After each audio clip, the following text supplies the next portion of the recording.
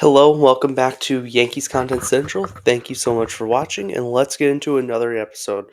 So, there has not been many updates coming out of Yankee Land in the past, I'd say probably 2 weeks. A couple little signings over the past few days, and we'll get right into that. So, first off, the Yankees last Friday, signed Dominic Smith to a minor league deal. So he came up through the Mets system. He played with Boston. He played with the Nats. He played with the Reds. He's a journeyman first baseman, 34. This is more of, I think, like a depth option for the Yankees right now. Um, and I'll get into why I think that shortly. But I mean, if this is like, I don't know how I feel about this until Boone speaks and says what his option is. He could literally be for the minor leagues and could be like Goldie insurance policy of a lefty, and he can come right up and you know do what he needs to do.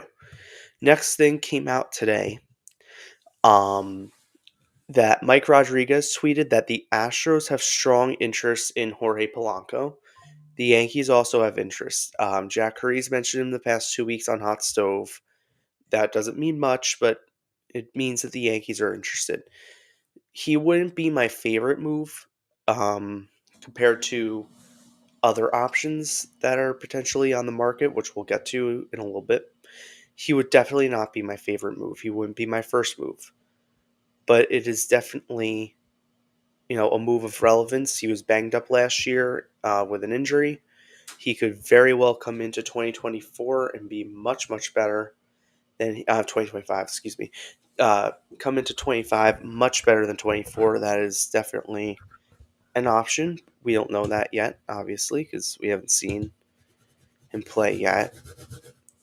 But I mean, I don't think Polanco should be the move. I think the Yankees should aim higher than Jorge Polanco, and we'll get to that shortly. But the Astros are interested, which tells me Houston is not done. For better or for worse, they're not done. Excuse that. Um, Today was the International Free Agent Signing Day. So the Yankees did not get Roki Sasaki. The Yankees were told Monday. Jack Curry tweeted out Monday afternoon that they are out on Roki Sasaki. Sasaki's team told the Yankees no. I guess, came out that there might have been a West Coast preference. The Yankees kind of felt that the whole way. Doesn't shock me in the slightest that there's a West Coast preference, but it's there. So International Signing Day was today. The Yankees haven't announced officially any of these. They always take a very long time to announce their signings.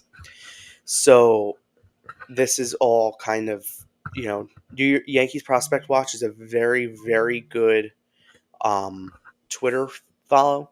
They have a lot of good content there. So shout out to Yankees Prospect Watch. They are very good. So they tweeted out early this afternoon that that according to Baseball America, the Yankees have agreed to terms with the following: shortstop Manny Cedeno, shortstop Carlos Bello, outfielder Rusty Castillo, outfielder Isaiah Castillo, outfielder Edison Charles, and right-handed pitcher Rancel Abreu. So these are all out of the Dominican Republic, and they're all coming out of the international signing pool. Once they're made official, obviously, follow on Instagram and X. I'll keep you posted about all that. So a little while ago, the Yankees made a trade with the Chicago Cubs to acquire right-handed pitcher Michael Arias in exchange for cash considerations. Now, Arias didn't really do all that great last year for the Cubs. He wasn't up in the majors; he was in the minors. Um, Not a lot of great from him, kind of like average, but there were some good to this move once you kind of dig a little deeper. I'm gonna share my screen with an article I put out a little while ago. If you don't follow me on Substack, and this is all also through my Instagram. I put everything on there as well. Um, so links are on my Instagram stories from to Substack for each article. So they traded for him. He was DFA'd by the Cubs the other day to make room for another player. And this season, he posted almost a 5 ERA between AA and AAA. The fastball is really good. There is some positive to this signing or to this trade. The fastball is really, really good. The slider, okay, it's more of the command. He is someone you could throw in the Matt Blake pitching lab, and it would be a very big success. This is a move that's okay. He could also be minor league depth for when someone goes down. And that brings us to number 5. This came out before I came on air. What happened was the Yankees were, I guess, talking to the St. Louis Cardinals during winter meetings about a trade for Nolan Arenado for Marcus Stroman. The Yankees are trying to get rid of Stroman any way possible.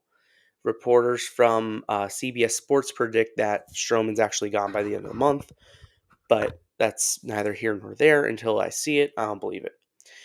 So Jack Curry kind of debunked everything, saying, no, that kind of didn't happen. Well, people around the St. Louis organization have come out and said, well, no, yeah, this did happen. They did have conversations.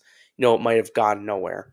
Well, those conversations are back. They, I guess, have reappeared. So this was tweeted out a little while ago, about an hour ago, that people around the St. Louis organization have information on, the Cubs talking to 2 teams for Arenado. The Yankees are confirmed to be one of the teams.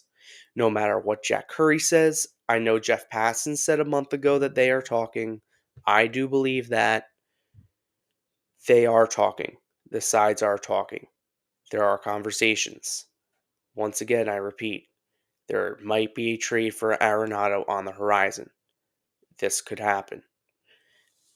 Is this the best move of the offseason? No. Would I rather Arenado over any of the other names? Brendan Rodgers, Jorge Polanco? Yes. Luis Ariz?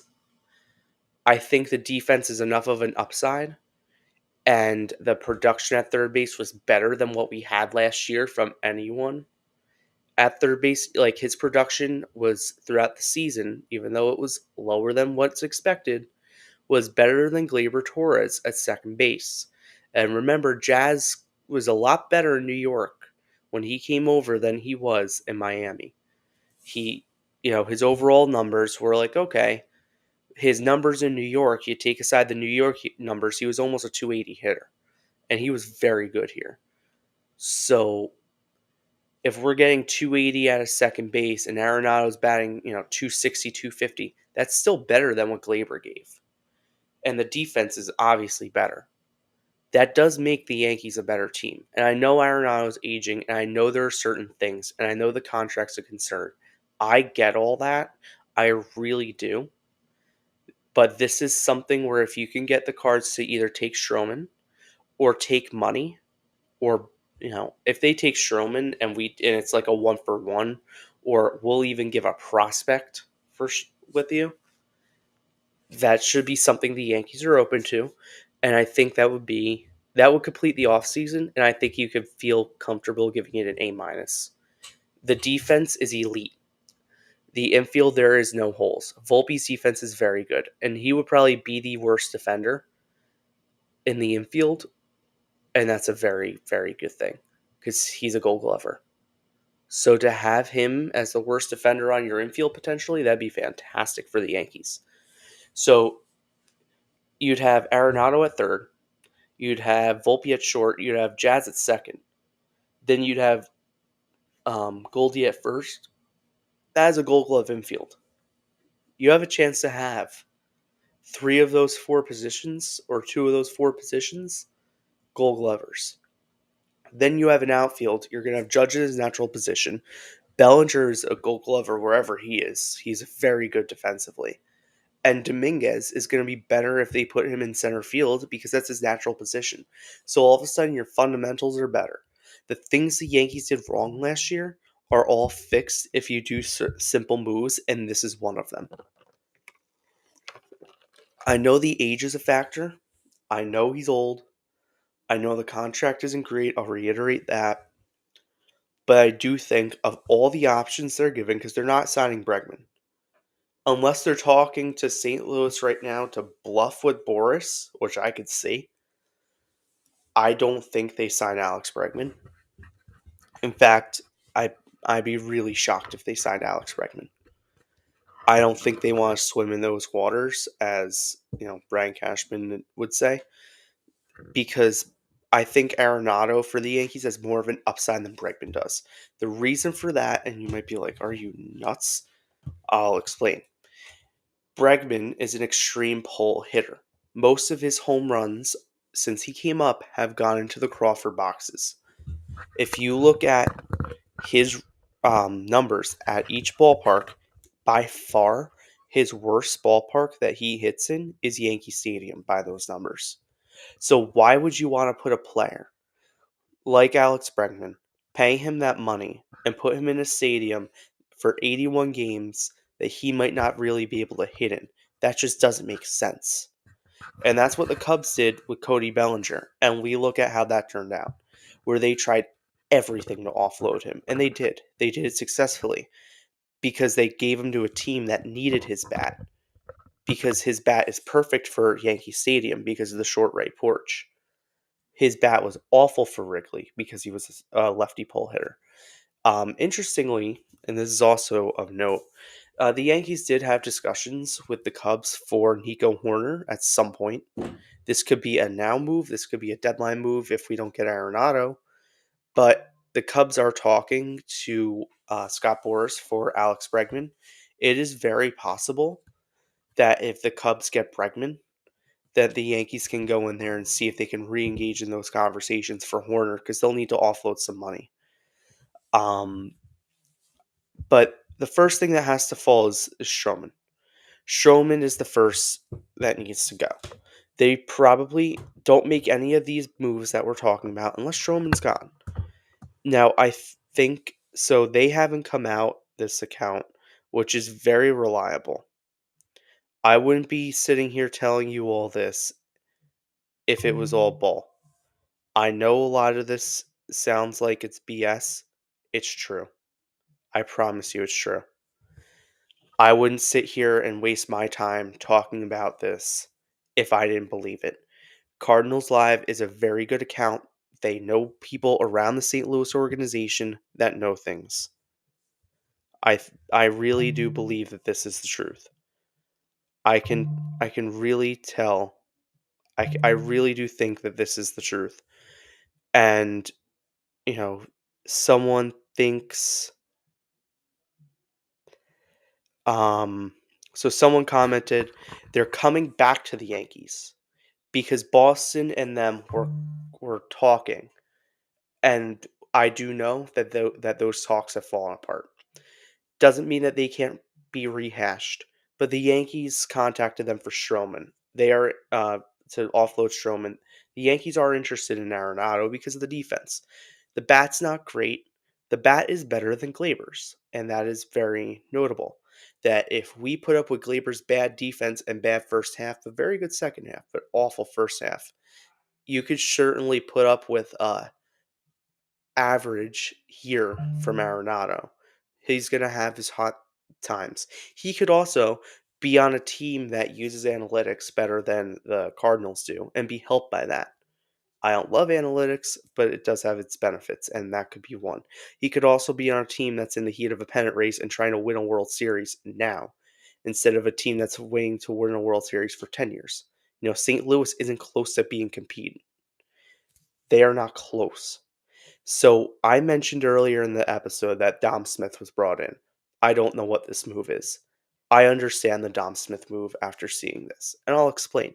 So this account could have nothing but is saying that Boston backed out. Now that I believe. Now I guess the Cardinals came back to the Yankees with, "Oh, hey, we need to get a deal done. Spring training's coming quick, and we don't want this guy on our team. If we want to make moves and figure out non-roster invites and all that sort of stuff, we need to do something." The Yankees are probably not backing down from Stroman. I think Ben Rice is in this trade. Now I have no information to say that.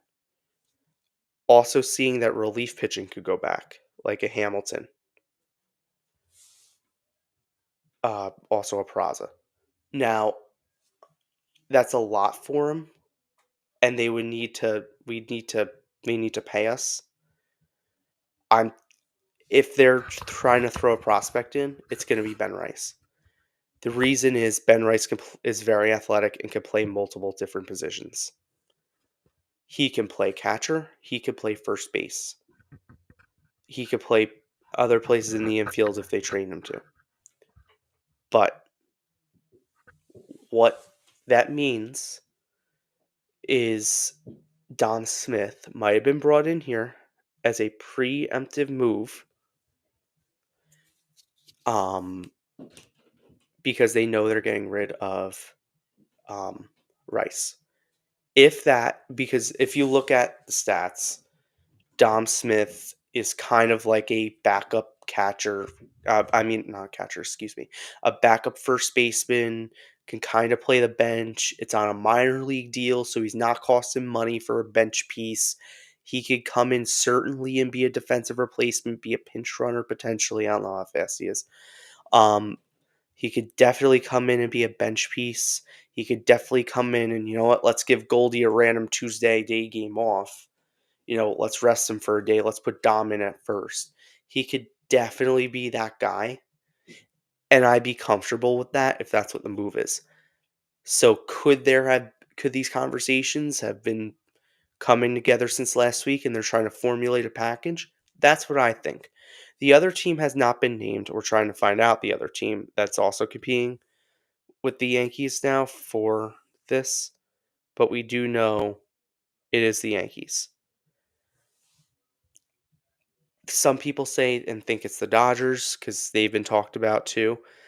I don't think it is the Dodgers. The reason I don't think it's the Dodgers is because the Dodgers have so many infielders. And let's be honest, if he were to go to the Dodgers, that would probably negate from their team because we don't. He's never won a postseason game. Arenado never have won a postseason game in his career. Granted, he was with the Rockies and now St. Louis, so not really much postseason experience. But in the little bit of postseason experience, I think he's appeared in only a handful of games. I think it was he hasn't won either a game or a series. It was something like that. Not much winning in the playoffs for Nolan Arenado. So, for the Dodgers to go and get him, I think that'd be a step back. I know I think the Yankees kind of need Arenado because I think they need to put Jazz at second. I think if you're going to have strong right field and strong second base, strong at short, strong at third, he could be the best um, defensive caliber third baseman we've had probably since A-Rod. He is fantastic as a defender. The offense is a concern and could be a concern, and that's okay. You could have concerns. He could also overimpress. He can underimpress. But hey, I'd rather have Arenado starting than DJ LeMahieu. Let me tell you. And they were teammates. So that's also nice too. I also like that. I like having more veterans. I've said this before. I'll continue to say it. I think Aaron Boone is a better manager with veterans and not with rookies. We've seen that with players like Gleyber Torres, and Gary Sanchez. Gary, if you look at his career, was fantastic under Joe Girardi. Once Girardi left and Boone came in and was a lot softer and less hands-on and less tough with the players, that he started to regress. I He started to get more lazy, and that ultimately led to his exodus from the Yankees. Now, we do know one of the reasons Girardi was let go was because of um, how tough he was in the clubhouse, and that they wanted a softer presence around the players. We know that. So, Boone, I'm not gonna say he's a bad manager because I can't sit here and say you're a bad manager when you've had a winning record every year for how long, and you've won a pennant, and you're in the postseason every year but one. I can't say you're a bad manager. What I can say is that you're bad managing the youth. You know, I want to get the best out of Anthony Volpe this year. It might be better to have another veteran on the left side of that infield, like Nolan Arenado, that can kind of be like showing him the ropes, especially if the idea is to have Volpe lead off and that on base percentage goes up. If you have guys that were has beens that can kind of pass tips on and help out, that'd be great for these kids. So I really think that provides a great opportunity for the kids if you have a player like this. And in terms of backup catcher, we have JC Escarra down in the minor leagues, who I think is a very good option for backup catcher. We have some other players down there. We have that kid that we just got from the Reds that can come in and play backup catcher. We have all those guys that could do it. Let's just see what the plan is. I'm not saying that Ben Rice has already been traded. I'm saying that I think he's going to be in a package for Nolan Arenado. That's what I'm saying. I think he will be in a package for Arenado. I have no evidence of this. I just think it's a little bit coincidental that the Yankees go out and sign a backup first baseman, a backup lefty first baseman to pretty much play the role that Ben Rice was supposed to play on the team. And then these rumors come up that the Yankees are indeed in on Arenado, and that a asking price, now that's not here, but an asking price back could definitely be a Ben Rice, or Ben Rice could be a player that, let's say we trade him to some other team, the A's, to get Stroman's salary relief, and we have to throw him in too. That could very well be what this is. But I do think Ben Rice will not be a New York Yankee in 2025. That's my opinion. I really don't have much truth to that besides, you know, let's look at the obvious here. The Yankees have done a good job this offseason of combating what was missed by Juan Soto's departure. They have added where they've needed to add. What they're lacking is on base percentage. They're lacking a lot of on base. That kind of scares me. So, what the Yankees need to do is they need to sign or trade for a third baseman. I think that this third base move to get Nolan Arenado, if they do it, would be very good for the Yankees. I really, really do. I don't know if this will happen. Obviously, I hope it does, and if it happens, it happens. And when it happens, or if it happens, we will go live to discuss that on here. So please give a like and a follow. Subscribe to my channel. Follow me on X, on Instagram, on pretty much all social media threads. Also, I have a new account that's called Between the Bases. It's a baseball podcast. I also do the same kind of things I do here, same kind of content, just for all of baseball. So if you could give a follow on Instagram to that. I'm on Substack. I do articles on Substack. So if you want to read more about all things baseball, all things Yankees. For baseball, I try and do an article a day. For Yankees Content Central, I try and do one a week. And obviously, if stuff of relevance comes out, I do it as I do that. So yeah, please give me a follow, give me a like, and thank you for watching. Please subscribe and have a great